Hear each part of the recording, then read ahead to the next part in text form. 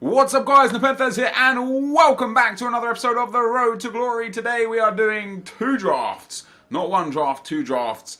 And you'll see by the way that I pick the team, I'm basically picking for the blue cards. The Suarez, the Ronaldo, the Messi. I did 5 drafts altogether in a one-day period.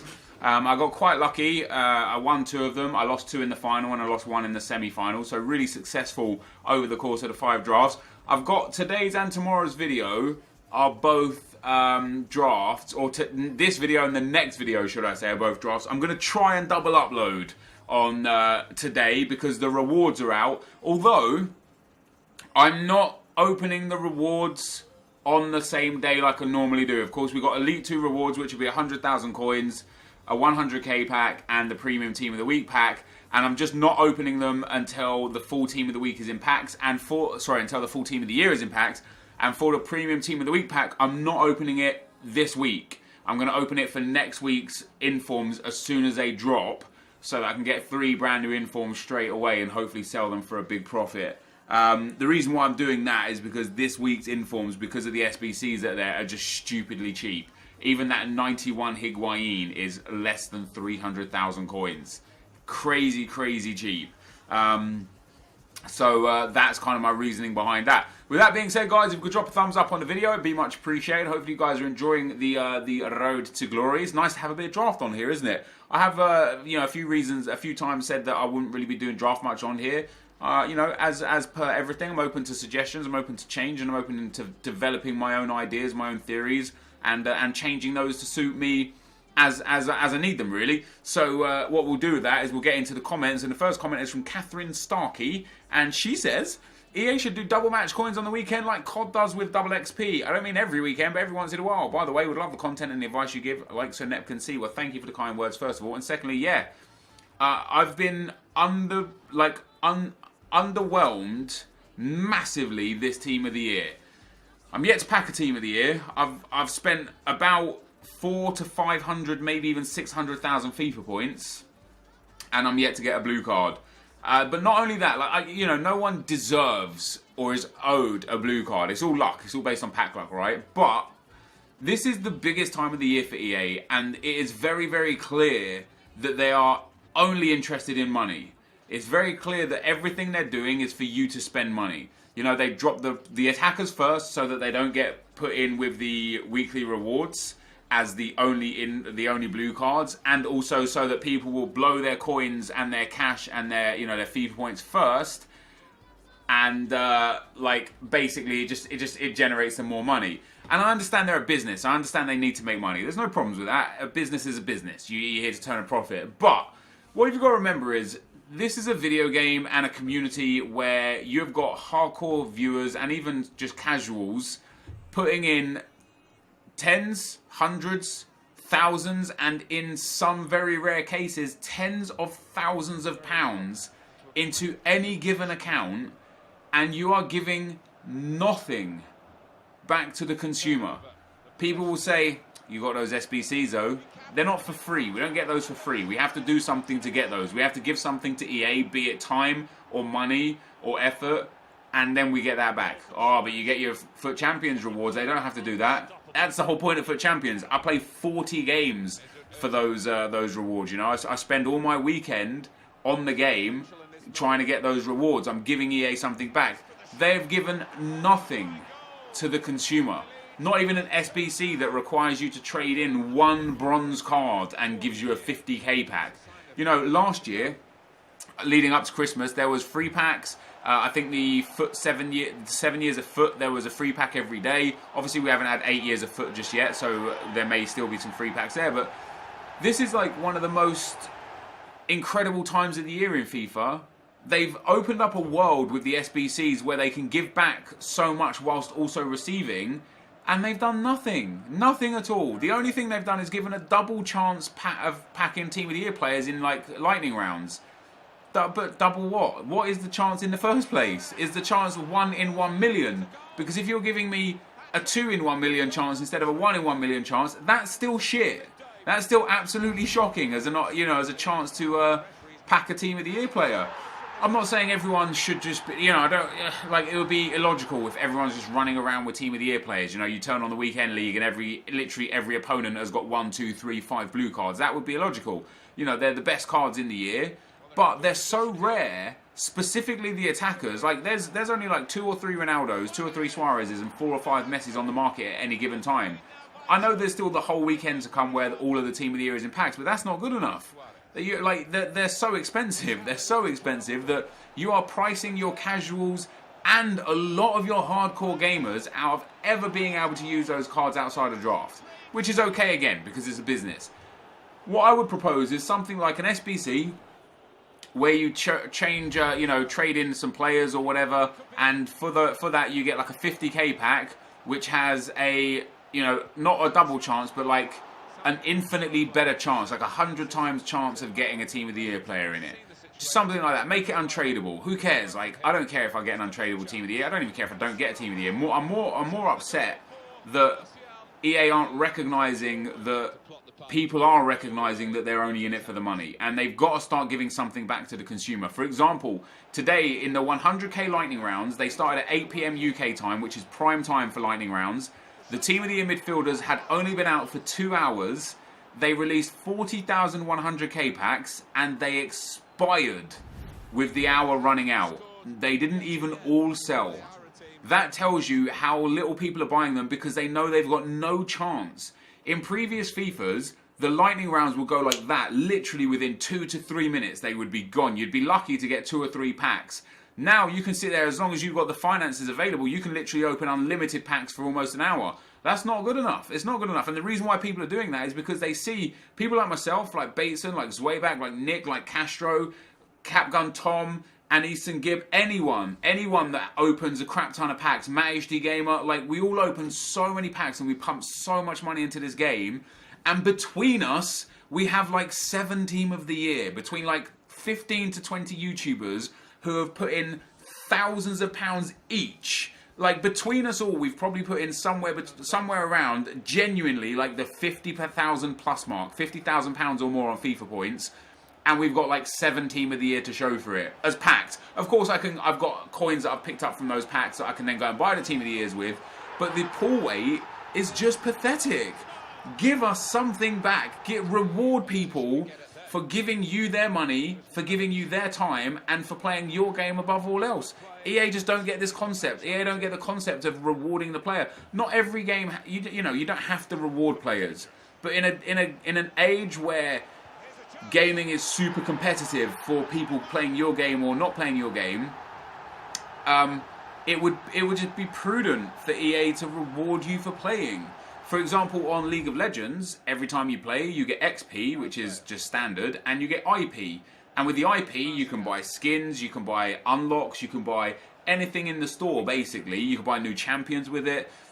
Some people might say that's like coins with FIFA, but coins are like the bog standard. Like, you can't play without the coins. On League of Legends, you can play without the IP, and they give it to you. So, it's a similar sort of thing where, like, EA has 2 currencies. It has, EA has 3 currencies, right? So EA has FIFA points, it has coins, and it has the EASFC. Why not do something with the EASFC? Why not have like a 50k untradeable pack in the catalogue that costs 1,000 EASFC points? Because I've got about 300,000 of them, and they just sit there doing nothing because there's nothing to do with them. Why not make it so that in the store there you can use those catalogue points to buy packs, or to buy players, or to buy something that, like, let's say, a Cristiano Ronaldo, untradeable, 94 rated, just a bog standard one, 500,000 EASFC points. You buy him, or be more reasonable, maybe 200,000 EASFC points. So you could buy him, and boom, you get yourself a Ronaldo. He's untradeable. You can't do anything with him, but you're able to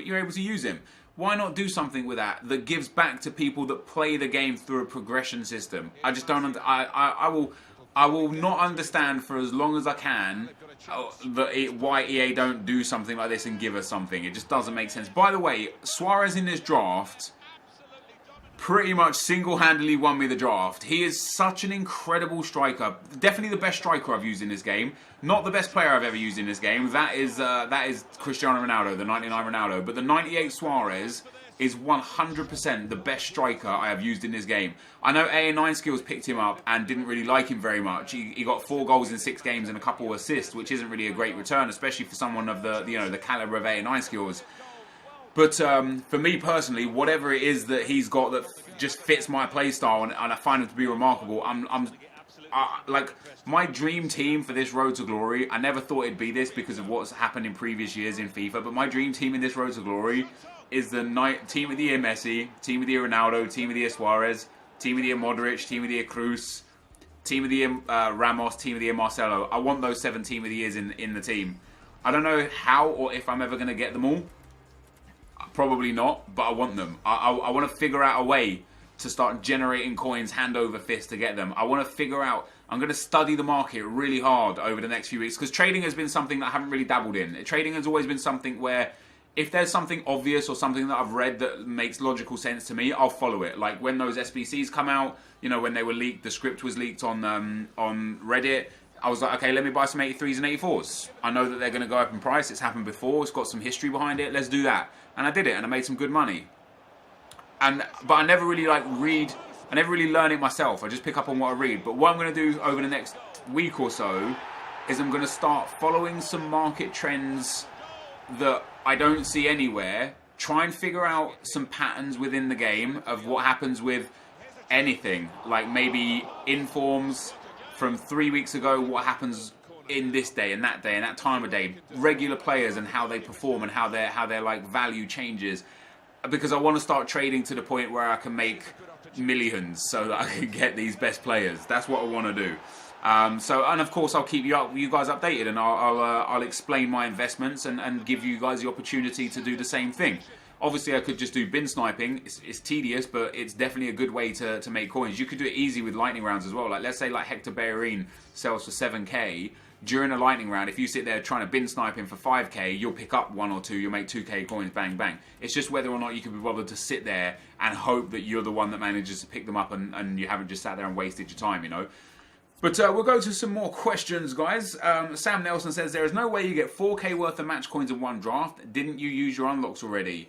And then Orby says, I got 2k max. What is he chatting? Laughing my ass off. By the way, we lost in the final there. Deserved loss. 2 premium gold players packs, 50k worth of packs for losing in the final. I don't mind that at all. Just go click back through this video and click on the end of the game where I show the match coins, the team and stuff like that. There are multiple games, and I mean multiple games, more often than not, where I get 900 coins, 937 coins. I think one of the games I got 980 coins. I'm getting just under 1,000 coins per game. Some games, like that game that the guy rage quit early on, or that might be a game that's coming up, I scored a goal after the first 2 minutes and then he just rage quit straight away and I got like 300 coins. So not every time I get that many coins, but games that go the full distance, I pick up 800, 900, sometimes 1,000 coins a game. You put that in 4 games, boom, you're getting yourself at least 3,000 coins, up to 4,000 coins. It's definitely a possibility. Eddie Horsley says, you left your gamer tag in, Animal Power 384. My gamer tag isn't hidden, bro. I don't hide it. I used to hide my gamer tag back in FIFA 15 when I had a coin sponsor because I didn't want EA to find it and ban my accounts. But now I'm a good boy. I don't do coins anymore. So yeah, it doesn't really matter. If you want to add me, feel free to add me. Don't spam me with messages in games though, because I mean messages is fine, like I could just ignore them and read them or whatever, but when people spam me with games, you'll literally see it in the bottom left hand corner of the screen constantly, such and such has invited you to game, and they just don't stop. They just sit there and hound you. And the only thing I can think of is, first of all, I will start playing viewers, and I think there's a question that's coming up next. Second of all, like, have you not got anything better to do than sit there hoping that I accept a game for like 20-30 minutes? I don't know. Dirk Vandenbroek says, would you ever consider playing against subs to see what tips you can give them or to see where they stand against an elite player? Yes, I talked about this before. I definitely want to set something up where I start playing against subs.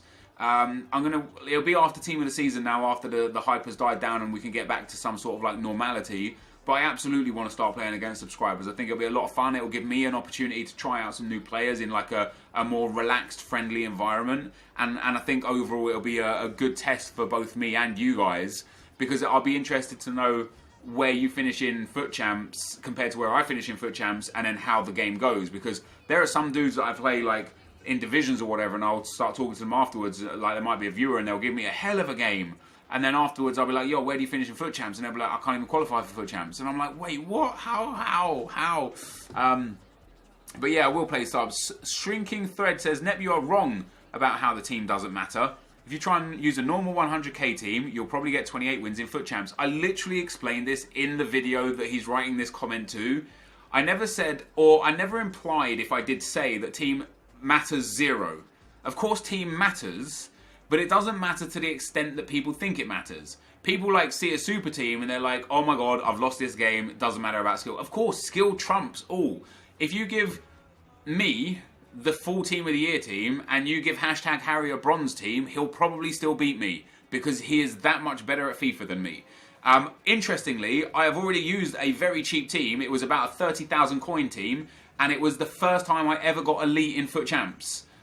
So I know what you're trying to say, but also I know that I'm right. The player's skill is most important. There's something called meta, right? In League of Legends, you have a meta, and in the meta, the champions that outperform other champions are always picked. When you see League of Legends competitive gameplay, you only see a real specific set of champions. There's like 100 champions in League of Legends, and you'll only ever see like the same 20 or 25 being used because they're so strong for what happens in that game. In FIFA, it's the same. There's a lot of players that, regardless of value, are just overpowered because of the things that they have about them and how that works within FIFA 17. For example, Anthony Martial is like 15k, and he's just ridiculously good. He's as good as Ronaldo. He's not Ronaldo. He doesn't have the 5-star skills of Ronaldo. He doesn't have sometimes that little extra edge that Ronaldo gives, but he's there. He's an elite tier player. And there are so many elite tier players that are super, super cheap. For example, Bailly, Smalling, Butland, Shaw, Bellerin, Kyle Walker, Kante, Dembele, and I mean Musa Dembele, Martial, Oxlade-Chamberlain, Musa, Rashford. That's less than 100k straight away, and I've built you a full team. Like, there are so many overpowered players in this game to the point where as long as your skill cap is high, if you've got a strong team, regardless of value, you will still do incredibly well. You know, it's just a fact. It's just a fact. And again, if I imply that team doesn't matter, that's wrong. Team does matter, just not as much as people think it matters. There are times where, like, I will hit a long shot with, say, Theo Walcott, where if that was, that 99 Messi, it probably would have gone in with a Messi, probably wouldn't have gone in with the Walcott. So that's where player skill comes in. If I ever get into a position where I'm like, holy shit, if I had Messi here, I'd be able to score this goal, but I haven't got Messi, I've got Walcott, so I know within me that I don't have Messi, so I'm not taking this shot. So I get myself into a better scoring opportunity, and then I take the shot. So having a better team just allows you to be a little more creative with how you play the game. That's all. That's like, in my opinion. You know, of course, you're entitled to your opinion, as I'm entitled to mine. Harry Chappell says, before you finalise your draft, why do you put all the players in the wrong positions? What I'm doing there, dude, is I'm changing chemistry styles. There's a bug or an exploit or a glitch, whatever you want to call, where before you pick the last player on the bench, when basically the places the chem styles are in are where they get locked to when you pick the last player. So when you pick the manager, that's when they lock in. So I've got a video on it. If you just go to YouTube, where I explain it in full detail. If you type into YouTube NepentheZ chem style draft glitch, there's a video explaining in detail how it works. But ultimately, what I'm doing is making sure that I've got the right chem styles on the right players. And again, I know a lot of people just don't believe in chem styles, and it's outstanding to me how many people don't believe in them. But I personally do. And what's really funny is I always get comments from people like, dude, chem styles just don't work. And then I'll be like, where do you finish in FUT Champs? And they're like, oh, I can only get into gold 3. Well, like, again, you say chem styles don't work, but you're probably just not a good enough player to get, like you probably think that chem styles are going to make you go from gold 3 to gold 1. They're not going to do that. They're going to give you an edge, and that's it. Like literally the smallest edge. If you think like a team with basic, if you look at a team as 100%, and then you have everyone as basic, that team is probably like 95%, and then the chem styles give you like that extra 5%. It's not, you know, it's super hard to explain what I mean, especially in the video, because I know there's limited time, and I don't want to like I know I contradict myself sometimes, because when I'm trying to get my words out, at times I'm trying to say something and mean a different thing and talk about another thing all at the same time, and it ends up getting confusing. But bottom line is, chem styles do work, they are effective, but they're not going to make you win games. It's not like you're going to, you know, if you have no chem styles on your players, you start losing games, and they're like, oh, NepentheZ said chem styles are effective, so then you put all chem styles on your players and you're still losing, and then you're like, oh, you said chem styles work, they did nothing for me. Like, the possibility is that you're just a bad player, and that's okay.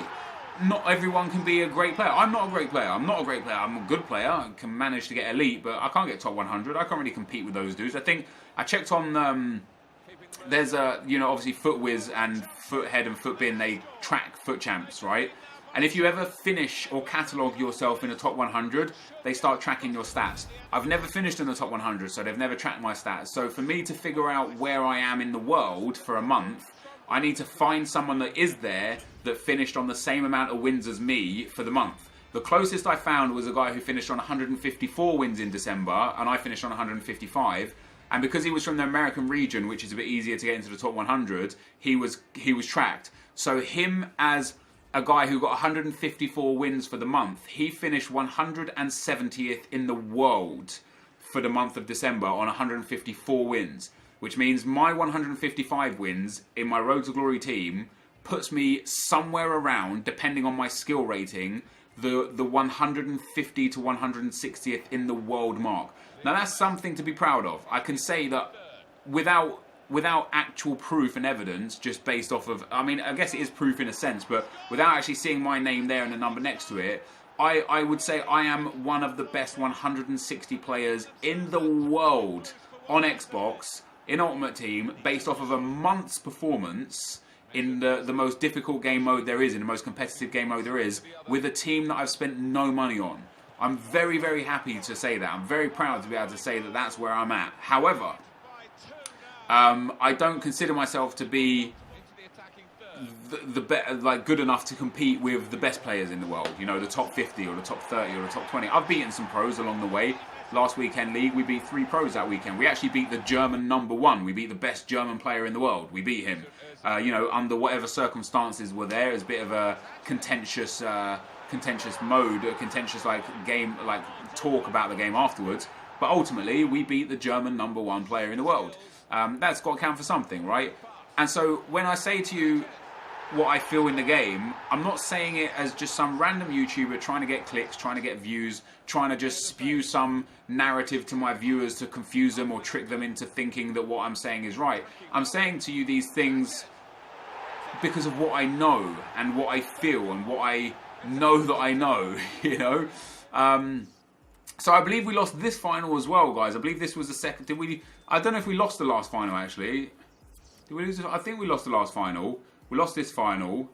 And we get a really good reward out of this one as well. So that, I think, yeah, we're basically ended the video here, guys. So I'm going to save these next questions for the next video because I've got a lot of good questions. But yeah, that is the end of the game here. My opponent was pretty decent. I just let myself down in finishing. You know, once he got that third goal in extra time, it was difficult to break him down with the low stamina on the players. Oh no, I went out in the semi-final in this one. But we got a jumbo premium gold pack and a premium gold pack, so still not too bad of a reward, considering we went out in the semi-final. We did lose in the final previously, and we got those 225k packs, but we're starting to build up a little war chest of packs here for the weekend, guys, which is absolutely awesome. However, this is going to be the end of the video. If you did enjoy it, be sure to leave a like, rating, comment, and subscribe to my channel if you haven't already. But for now, guys, I'm out. Peace.